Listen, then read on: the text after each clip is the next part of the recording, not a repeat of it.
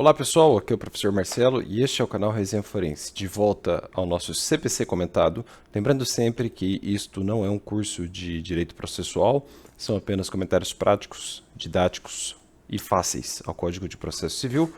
Se você quiser mais materiais e mais profundidade, procure resenhaforense.com.br e também os links na descrição do vídeo. Por gentileza, curta o vídeo e faça a sua inscrição aqui no YouTube, no canal, curta o vídeo e deixa o sininho ativado porque você fica sabendo quando eu postar mais vídeos. Como já lhes havia dito, eu comentaria nessa sequência atual aí de vídeos a ação de divisão e de demarcação de terras particulares. No vídeo passado eu comentei as disposições gerais.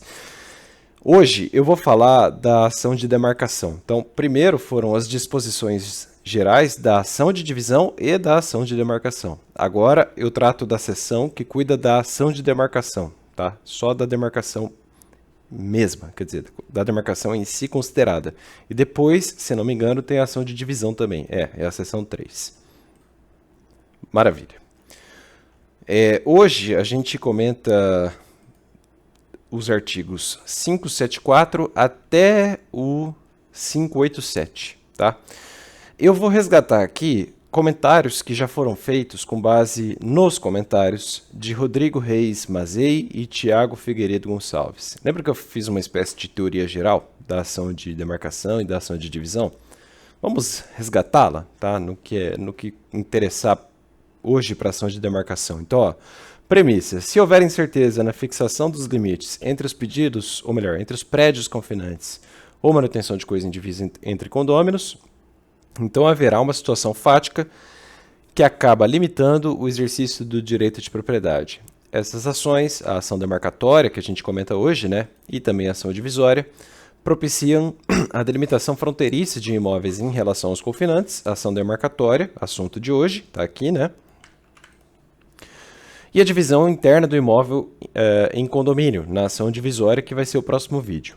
Aqui, nesse trecho do CPC, de fato, temos uma típica norma heterotópica, né? Quer dizer, é um assunto de direito civil que deveria estar, quer dizer, até está situado no Código Civil, mas tem regras processuais aqui no Código de Processo Civil, né? É possível a demarcação e ou a divisão extrajudicial, aliás, é o melhor caminho, né? Artigo 571 do CPC. E essas ações são dúplices, ou seja, a improcedência para o autor equivale a uma procedência para o réu, tá? O mesmo caso da ADIM também, no controle de constitucionalidade. E sobre a ação demarcatória, leiam vocês aí em casa o artigo 1297 do Código Civil. Por falar em ação demarcatória, vamos ao Código de Processo Civil, no tanto que trata da demarcação, ou seja, ação demarcatória. Ação demarcatória. Lembrando que a seção anterior, a seção 1 aqui, trazia as disposições gerais, né, que já foram comentadas. Ver vídeo passado. Agora a gente vai tratar só da ação de demarcação. Vejam que aqui não tem muito segredo, tá? Eu vou resgatar uma outra coisa da doutrina, mas nada mirabolante. Agora é bem procedimento mesmo, tá? Artigo 574. Antes, ó, um assunto de interesse doutrinário aqui, ó. Segundo esses autores aqui, segundo Rodrigo Reis Mazei e Tiago Figueiredo Gonçalves, a ação demarcatória tem origem romanística, vem lá do direito romano, tá? Assim como a ação de divisão. Ação de divisão. Por isso, trata-se de instituto tradicional que pouco mudou ao longo do tempo. Tem muita tradição isso aqui, tradição jurídica. Então, é muito mais ver o que tem no procedimento, porque em termos de direito material está tudo muito bem resolvido. A gente já está muito bem situado historicamente aqui, né?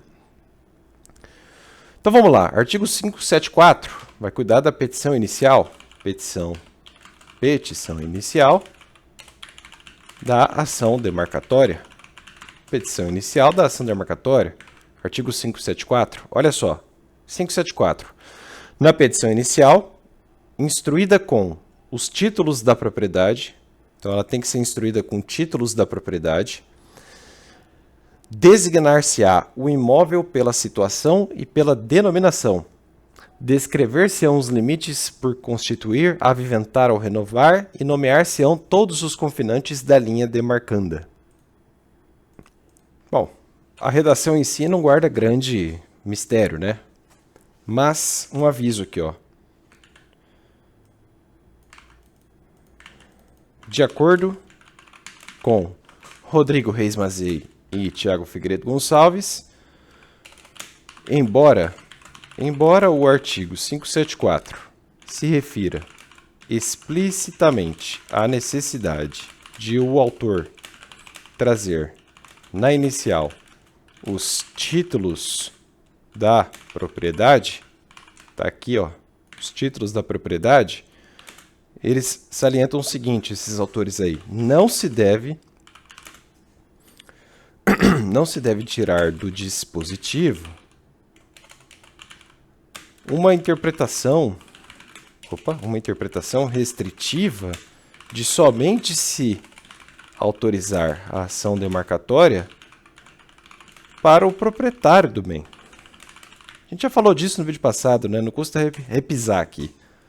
Em alguns casos,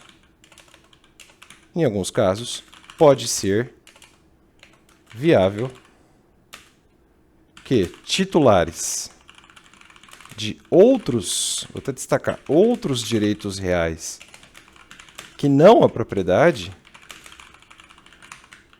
tenham a possibilidade de ajuizar a ação demarcatória.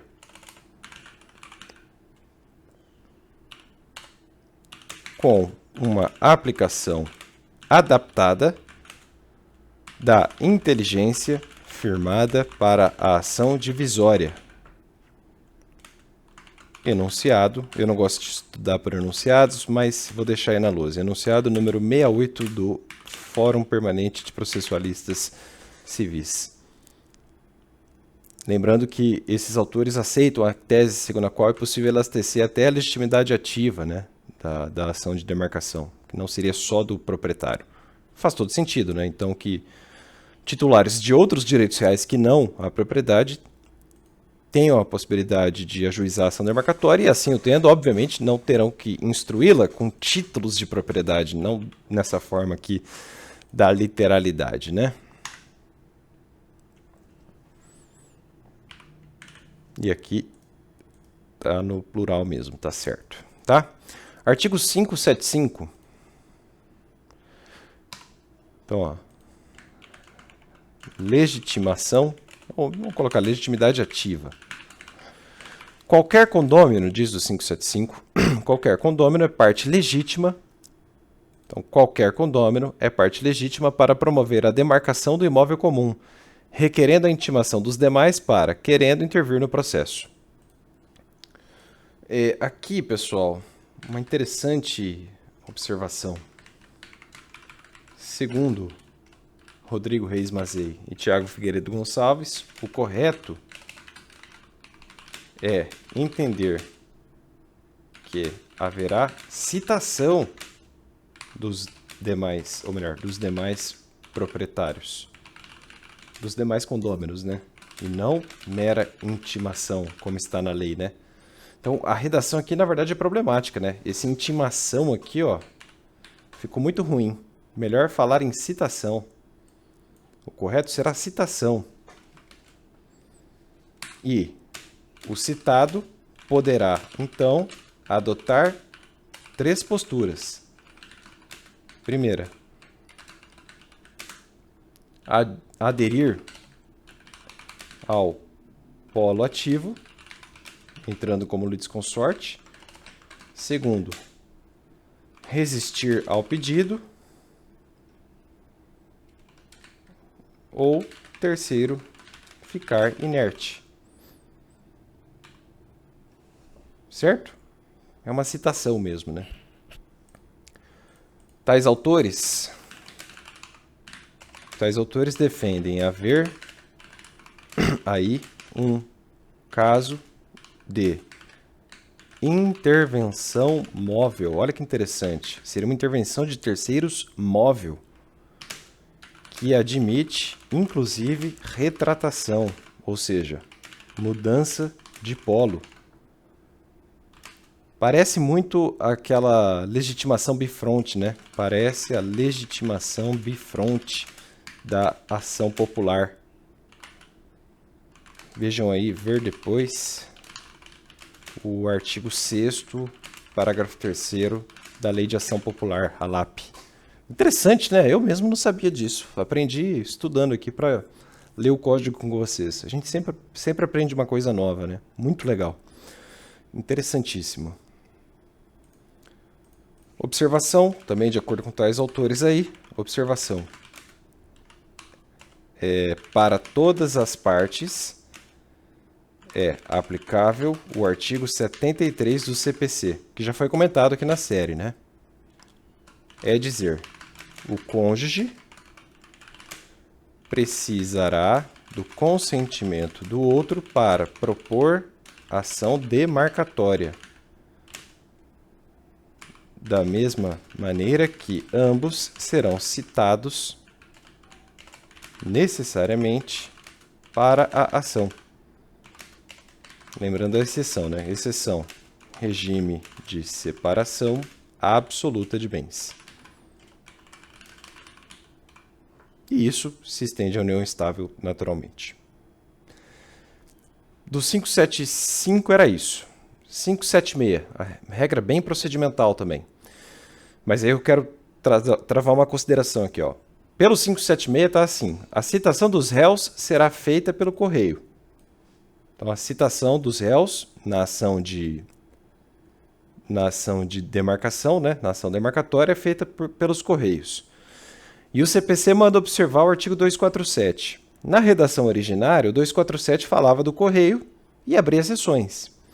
Hoje, o 247 fala de citação por meio eletrônico ou por correio. Minha interpretação: só cabe ação, ou melhor, só cabe citação pelos correios ainda. Porque se o legislador quisesse que, ou possibilitasse nesse tanto a citação eletrônica, na minha opinião, ele assim deveria fazê-lo mexendo no 576 também a partir da Lei 14.195. Essa lei aqui teria que ditar, aqui dentro do 576, que a citação dos réus será feita por correio ou eletronicamente. Observado 247. O legislador assim não o fez. Não sabemos se é ou não uma omissão eloquente. Na dúvida, é melhor seguir a regra segundo a qual cabe só citação por correio. Mas as exceções estão aqui, né? Nas ações de Estado, a gente já comentou, né? Quando o citando for incapaz, quando o citando for pessoa de direito público, nesses casos aí, a gente prefere a citação por diligências do oficial de justiça, né? Maravilha, citação dos réus por correio. Esse é o caput. O parágrafo único ainda coloca o seguinte: será publicado edital nos termos do inciso 3º do artigo 259. Então, além da citação dos réus, teremos publicação de editais. E aí, a nossa leitura não é preguiçosa? Eu já coloquei aqui, né? Ó, então, nos termos do inciso 3º do 259, que diz o seguinte: serão publicados editais, inciso 3º, em qualquer ação que seja necessária, por determinação legal, e é o caso aqui, nós temos a determinação legal no parágrafo único do 576, a provocação para participar do processo de interessados, incertos ou desconhecidos. Então, é importante que isso seja feito, ainda mais com tempos de internet, né? O sujeito joga um nome no Google e já encontra alguma coisa. Maravilha. 577. Feitas as citações, terão os réus o prazo comum de 15 dias para contestar. Então, se tiver 3 réus, você pega a citação do último e conta o prazo comum de 15 dias para contestação. Então, aqui, ó, note bem, não se aplica aqui o artigo 229 do CPC, que já foi comentado. Então, não há prazo em dobro para quem tiver patrono diferente e os autos forem físicos. Aqui a gente tem um prazo específico, né? Prazo comum de 15 dias para contestar. 15 dias para todo mundo. E aí, na minha interpretação, o termo inicial, naturalmente, vai ser da citação do último do réu. Ou melhor, do último réu, tá? 578. Após o prazo de resposta do réu, observar-se-á o procedimento comum. Então, após esses 15 dias para a contestação, a gente ordinariza o procedimento, né? Como se dizia antigamente. Vai para o ritão comum, sem segredo. Vai para o saneamento, o juiz vai sanear o processo, pode abrir diligência probatória, inclusive audiência de instrução, etc, etc. 579. Embora o rito fique pelo procedimento comum, a lei traça aqui uma exigência probatória, né? Antes de proferir a sentença, o juiz nomeará um ou mais peritos para levantar o traçado da linha demarcanda. O CPC aqui parece criar uma regra de sistema tarifado de provas. Quer dizer, o CPC não se contenta com uma prova testemunhal, por exemplo. Nem com prova oral, nem com escritura pública, nem nada disso. Ele exige prova pericial para fins de levantamento do traçado da linha demarcanda na ação divisória. Tá? Seria uma obrigatoriedade da prova pericial. Aliás, sobre a prova pericial, conferir comentários aos artigos 464 e seguintes. Artigos 464 em diante do CPC, eu falo lá da prova pericial e se aplica aqui, tá?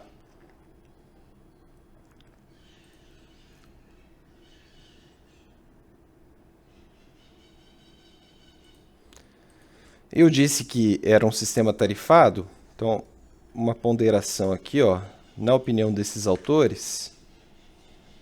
Então, para Rodrigo Reis Mazei e Thiago Figueiredo Gonçalves, no entanto, seria aplicável aqui o artigo 472 do CPC. Ele diz o seguinte, vamos citar aqui, já foi comentado, mas não custa nada, né? Deixa eu pegar lá no site do Planalto, artigo 472. 472. Seria uma dispensa da prova pericial, né? Teoricamente, realmente é possível. Se a gente pensar que o 472 é aqui aplicável, para esses autores é o caso. O juiz poderá dispensar a prova pericial em quais casos? Quando as partes, na inicial e na contestação, apresentarem sobre as questões de fato pareceres técnicos ou documentos elucidativos que considerar suficientes. Então, seria um livre convencimento justificado, né? Desde que as partes as partes considerem que há suficiência, mas na minha opinião é um pouco complicado isso, né? Porque naturalmente o réu, ao contestar, ele quer se defender e ele tem diante de si o ônus de apresentar toda a documentação sob pena de eventual preclusão probatória. Não sei se o juiz fica tão livre assim, entendeu? Para simplesmente dizer, olha, vocês apresentaram aí coisas que me parecem suficientes sobre as questões de fato, então eu vou julgar. Eu não sei. Eu acho que fica muito aberto. Acho que o 579 é uma regra muito específica. Então, ouso divergir, pelo menos no momento, de Mazei e Thiago Figueiredo Gonçalves, nesse tanto aqui. Acho que a perícia é sim necessária. Tá? Ok, artigo 580. Concluídos os estudos, os peritos apresentarão um minucioso laudo sobre o traçado da linha demarcanda, minucioso laudo, né? Considerando os títulos, os marcos, os rumos, a fama da vizinhança, as informações de antigos moradores do lugar e outros elementos que coligirem. Vejam como realmente a ação, a prova pericial aqui parece realmente obrigatória, né? Olha o trato que o CPC dá, olha. Minucioso laudo sinaliza mais uma vez que o legislador quer laudo, ele quer prova pericial, ele não se contenta com a apresentação das partes sobre uma questão de fato. Não basta isso, né? É complicado o juiz dispensar o laudo aqui. Aí alguém poderá dizer, mas as partes podem negociar. Podem, mas aí por que já não fariam um acordo? Quer dizer, cabe divisão extrajudicial, né? A demarcação extrajudicial também. Enfim. Acho um pouco remota essa possibilidade de não haver perícia, tá? Artigo 581. A sentença que julgar procedente o pedido determinará o traçado da linha demarcanda. Ok. Então, a sentença fará esse trabalho, né? Parágrafo único. A sentença proferida na ação demarcatória determinará a restituição da área invadida, se houver, declarando o domínio ou a posse do prejudicado ou ambos. Então, um efeito aí da duplicidade dessas ações. Artigo 582. Transitada e julgada a sentença, ou seja, uma vez que há a formação da coisa julgada sobre o assunto, o perito efetuará a demarcação. Então, transitada em julgada a sentença, o perito efetuará a demarcação. É como se a execução aqui precisasse de uma atuação pericial. É muito interessante isso. E colocará os marcos necessários. Parágrafo único. Todas as operações serão consignadas em planta e memorial descritivo com as referências convenientes para identificação em qualquer tempo dos pontos assinalados, observada a legislação especial que dispõe sobre a identificação do imóvel rural. Aí o 583 vai falar um pouquinho dessas plantas, né? Então essas plantas aí serão acompanhadas das cadernetas de operações de campo e do memorial descritivo que conterá ponto de partida, rumos seguidos e aviventação dos antigos com os respectivos cálculos. 2. Acidentes encontrados, cercas, valos, marcos antigos, córregos, rios, lagoas e outros. 3. Indicação minuciosa dos novos marcos cravados, dos antigos aproveitados, das culturas existentes e da sua produção anual. 4. Composição geológica dos terrenos, bem como qualidade e extensão dos campos, das matas e das capoeiras. 5. Vias de comunicação. 6. Distâncias a pontos de referência. Fica tantos metros do ponto de ônibus ou do posto de gasolina, enfim. Tais como rodovias federais e estaduais, ferrovias, portos, aglomerações urbanas e polos comerciais. Já deu o exemplo aí do posto de gasolina, do ponto de ônibus. E 7. A indicação de tudo de tudo mais o que for útil para levantamento da linha ou para identificação da linha já levantada. Certo? Bem assim, pessoal, aqui não tem doutrina, tá? Aqui é lei seca mesmo, não tem o que ficar inventando, não. É mais prática mesmo, tá? Artigo 584. É obrigatória a colocação de marcos tanto na estação inicial, dita marco primordial, quanto nos vértices dos ângulos, salvo se algum desses últimos pontos for assinalado por acidentes naturais de difícil remoção ou destruição. Certo? Também nada aprofundado aqui. 585. A linha será percorrida pelos peritos, que examinarão os marcos e os rumos, consignando em relatório escrito a exatidão do memorial e da planta, apresentados pelo agrimensor ou as divergências porventura encontradas. 586. Juntado aos autos o relatório dos peritos, o juiz determinará que as partes se manifestem sobre ele no prazo comum de 15 dias. De novo, prazo comum de 15 dias, enfim, aqui regra de contraditório, né? Então, todo mundo fala sobre tudo para poder influir na decisão judicial. Manifestação das partes do processo, nada mais do que isso. Certo? Parágrafo único. Executadas as correções e as retificações que o juiz determinar, lavrar-se-á em seguida o auto de demarcação. Então, aí a gente faz o auto de demarcação e cumpre a lei. E o comando judicial e aquilo que for prescrito pelos peritos, né? E nesse auto de demarcação, os limites demarcandos serão minuciosamente descritos de acordo com o memorial e com a planta. Nada mais do que isso. É tipo o formal de partilha daqui, tá? É só cumprir mesmo. É o alvará, enfim. Cumprir a decisão mediante ato certificado por outra autoridade e assim por diante. E aí, por fim, 587, a sentença homologatória, né? Assinado o auto pelo juiz e pelos peritos, será proferida a sentença homologatória de demarcação, da demarcação. E aqui eu acho que uma observação, né? Observação importante. Contra tal sentença cabe apelação. E esta cabe apelação, a qual será recebida somente em seu efeito devolutivo. Ela produz efeitos após sua publicação. Então, a sentença homologatória de demarcação não se sujeita ao efeito suspensivo ou apeleges da apelação. Vide artigo 1012 parágrafo 1º, inciso 1º do CPC, que vai ser comentado mais tarde. Certo? Ó, pessoal, eu sei que parece um pouco chato ler a lei assim, muita gente reclama aqui comigo, mas é o que eu prometi e é o que eu estou disposto a fazer. Eu acho que mergulhar demais em doutrina aqui também seria uma viagem, né? A gente não precisa de tanto. Isso aqui basta para os fins da nossa série. Um abraço forte, tamo junto.